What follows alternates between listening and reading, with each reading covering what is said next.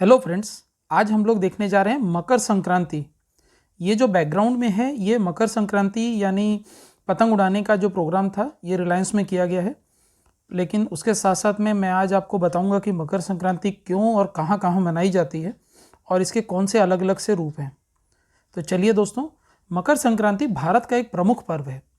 इसका भारत और नेपाल में किसी न किसी रूप में मनाया जाता है। पौष मास में जब सूर्य मकर राशि पर आता है तब इस पर्व को मनाया जाता है। वर्तमान शताब्दी में यह त्यौहार जनवरी माह के 14वें और 15वें दिन ही पड़ता है। इस दिन सूर्य धनु राशि को छोड़ मकर राशि में प्रवेश करता है। तमिलनाडु में इसे पोंगल उत्सव के रूप में मनाते हैं, जबकि कर्नाटक, केरल तथा आंध्र प्रदेश में इसे केवल संक्रांति के नाम से ही जानते हैं। मकर संक्रांति को कहीं कहीं उत्तरायण भी कहते हैं। 14 जनवरी के बाद से सूर्य उत्तर दिशा की ओर से अग्रसर होता है, इसलिए उत्तरायण यानी सूर्य उत्तर की ओर भी कहते हैं। ऐसा इसलिए भी होता है कि पृथ्वी का झुकाव हर 6 माह तक निरंतर उत्तर और 6 माह दक्षिण की ओर बदलता रहता है और यह प्राकृतिक प्रक्रिया है। इसमें इसी दिन ये चीज़ों के चेंजेस आते हैं। दोस्तों, मकर संक्रांति यह भारत और नेपाल के सभी प्रांतों में अलग अलग नाम व अलग अलग रीति रिवाजों द्वारा भक्ति एवं उत्साह के साथ धूमधाम से मनाया जाता है। जैसे भारत में मकर संक्रांति छत्तीसगढ़, गोवा, उड़ीसा, हरियाणा, बिहार, झारखंड, आंध्र प्रदेश, तेलंगाना, कर्नाटका, केरल, मध्य प्रदेश, महाराष्ट्र, मणिपुर, राजस्थान, सिक्किम, उत्तर प्रदेश, उत्तराखंड, पश्चिम बंगाल, गुजरात और जम्मू मनाया जाता है। ताई पोंगल, उज्वर तिरुनल यह तमिलनाडु का नाम है और उत्तरायण इस नाम से गुजरात और उत्तराखंड में मनाया जाता है। उत्तरायण और माघी संक्रांत इस नाम से इसको जम्मू में मनाया जाता है। शिशुर संक्रांत इस नाम से इसे कश्मीर घाटी में मनाया जाता है तथा पंजाब, हिमाचल प्रदेश और हरियाणा में इसे माघी के नाम से भी मनाया जाता है। असम में भोगाली बिहू इस नाम से मनाते हैं तथा उत्तर प्रदेश और पश्चिमी बिहार इसमें इसे खिचड़ी के नाम से मनाते हैं। पश्चिम बंगाल इसमें इसे पौष संक्रांति के नाम से मनाया जाता है तथा कर्नाटका इसमें मकर संक्रमण के नाम से मनाते हैं। दोस्तों, बांग्लादेश में इसे पौष संक्रांति, नेपाल में इसे माघे संक्रांति, थाईलैंड में इसे सोंगकरन, लाओस में इसे पी मा लाओ और म्यांमार में थियान के नाम से मनाते हैं।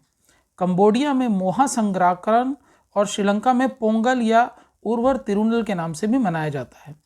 दोस्तों, नेपाल में भी मकर संक्रांति का एक स्पेशल उत्सव मनाते हैं तथा नेपाल के सभी प्रांतों में अलग अलग नाम व भांति भांति तथा रीति रिवाजों के द्वारा भक्ति और उत्साह के साथ इसे धूमधाम से मनाया जाता है। मकर संक्रांति के दिन किसान अपनी अच्छी फसल के लिए भगवान को धन्यवाद देकर अपनी अनुकंपा को सदैव लोगों पर बनाए रखने का आशीर्वाद मांगते हैं। इसलिए मकर संक्रांति के त्यौहार को फलों और फसलों को किसानों के त्योहारों के नाम से भी जाना जाता है। नेपाल में मकर संक्रांति को माघे संक्रांति, सूर्य उत्तरायण और थारू समुदाय में माघी के नाम से मनाते हैं। इस दिन नेपाल सरकार इसे सार्वजनिक छुट्टी के रूप में देती है। दोस्तों, भारत में मकर संक्रांति संपूर्ण भारत में विभिन्न रूपों में मनाते हैं। विभिन्न प्रांतों में इस त्यौहार को मनाने के लिए अधिक रूप प्रचलित हैं, उतने किसी अन्य पर्व में नहीं है। संपूर्ण भारत में मकर संक्रांति विभिन्न रूपों में मनाया जाता है। विभिन्न प्रांतों में इस त्यौहार को मनाने के लिए जितने रूप हैं वह अत्यधिक प्रचलित हैं तथा इससे अधिक रूप और किसी अन्य पर्व में नहीं है। जम्मू संभाग, जम्मू में पर्व उत्तरायण माघी संक्रांत के नाम से विख्यात है। कुछ लोग इसे उत्तरायण, अत्रयण और अत्रणी के नाम से भी जानते हैं। इससे एक दिन पूर्व लोहड़ी का पर्व भी मनाया जाता है, जो कि पौष माह के अंत का प्रतीक है। मकर संक्रांति के दिन माघ मास का आरंभ माना जाता है, इसलिए इसको माघी संक्रांत के नाम से भी जानते हैं। दोस्तों, उत्तर प्रदेश के मुख्य रूप में यह दान का पर्व है। प्रयागराज में गंगा जमुना सरस्वती के संगम पर प्रत्येक वर्ष 1 माह तक माघ मेला लगता है, जिसे माघ मेले के नाम से भी जाना जाता है। 14 जनवरी से प्रयागराज में हर साल माघ मेले की शुरुआत होती है। 14 दिसंबर से 14 जनवरी तक का समय खर मास के नाम से जाना जाता है। एक समय था जब उत्तर भारत में 14 दिसंबर से 14 जनवरी तक पूरे 1 महीने किसी भी अच्छे काम को अंजाम नहीं दिया जाता था। मसलन शादी ब्याह नहीं किए जाते थे, परंतु अब समय के साथ साथ लोग बाग बदल गए हैं। परंतु फिर भी ऐसा विश्वास है कि 14 जनवरी यानी मकर संक्रांति से पृथ्वी पर अच्छे दिनों की शुरुआत होती है। माघ मेले का पहला स्नान मकर संक्रांति से शुरू होकर शिवरात्रि के आखिरी स्नान तक चलता है। संक्रांति के दिन स्नान के बाद दान देने की भी परंपरा है। बागेश्वर में बड़ा मेला लगता है। वैसे गंगा स्नान रामेश्वर, चित्रशिला व अन्य स्थानों में भी होते हैं। इस दिन गंगा स्नान करके तिल के मिष्ठान आदि को ब्राह्मणों व पूज्य व्यक्तियों को दान दिया जाता है। इस पर्व पर क्षेत्र में गंगा एवं राम गंगा घाटों पर बड़े बड़े मेले लगते हैं। समूचे उत्तर भारत में इस व्रत को खिचड़ी के नाम से जाना जाता है तथा इस दिन खिचड़ी खाने एवं खिचड़ी दान देने का अत्यधिक महत्व होता है। दोस्तों चलिए चलते हैं बिहार। बिहार में मकर संक्रांति को खिचड़ी नाम से जाना जाता है। इस दिन उड़द, चावल, तिल, चिवड़ा, गौ, स्वर्ण, ऊनी वस्त्र, कंबल आदि दान देने का अपना ही महत्व है। दोस्तों महाराष्ट्र में इस दिन सभी विवाहित महिलाएं अपनी पहली मकर संक्रांति पर कपास, तेल व नमक जैसी चीज़ें अन्य सुहागिन महिलाओं को दान दे देती हैं। तिल गुड़ नामक हलवे के बांटने की भी प्रथा है। लोग एक दूसरे को तिल गुड़ देते हैं और देते समय तिल गुड़ क्या अणे गोड़ गोड़ बोला, अर्थात तिल गुड़ लो और मीठा मीठा बोलो। इस दिन महिलाएं आपस में तिल गुड़, रोली और हल्दी बांटती हैं। तो चलिए दोस्तों अब चलते हैं बंगाल। बंगाल में इस पर्व पर स्नान के पश्चात तिल दान देने की प्रथा है। यहाँ गंगा सागर में प्रति वर्ष विशाल मेला लगता है। मकर संक्रांति के दिन ही गंगा जी भागीरथ के पीछे पीछे चलकर कपिल मुनि के आश्रम से होकर सागर में जा मिली थी। मान्यता यह भी है कि इस दिन यशोदा ने श्री कृष्ण को प्राप्त करने के लिए व्रत किया था। इस दिन गंगा सागर में स्नान दान के लिए लाखों लोगों की भीड़ होती है। लोग कष्ट उठाकर गंगा सागर की यात्रा करते हैं। वर्ष में केवल एक दिन मकर संक्रांति को यहाँ लोगों की अपार भीड़ होती है।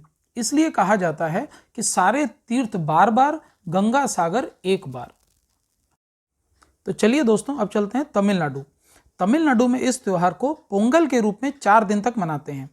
प्रथम दिन भोगी पोंगल, द्वितीय दिन सूर्य पोंगल, तृतीय दिन मट्टू पोंगल अथवा केनु पोंगल और चौथे दिन व अंतिम दिन कन्या पोंगल।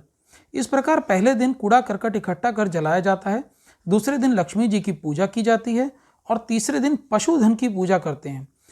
पोंगल मनाने के लिए स्नान करके खुले आंगन में मिट्टी के बर्तन में खीर बनाई जाती है जिसे पोंगल कहते हैं।